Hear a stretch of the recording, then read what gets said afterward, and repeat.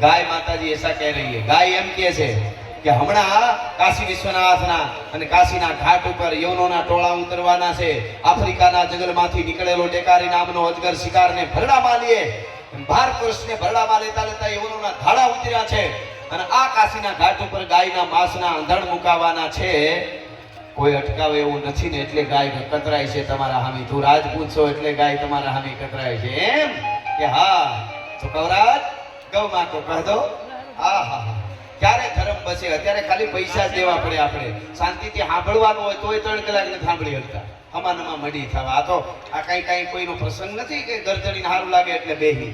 આ તો જેની અંદર સનાતન પરંપરા આમાં નો દીવો બળતો હોય ને ઈ જ બેહી હગે, ઈ સાંભળી હગે, ઈ કઈ હગે, ઈ દઈ હગે।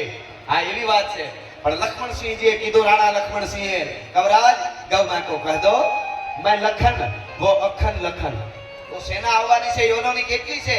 તો કે 50,000 ની सेना આવવાની છે। 50,000 क्या? तो उसकी आंखें कितनी होती है? 50,000 હોય તો सेना तो आंख કેટલી હોય? એની કે आंख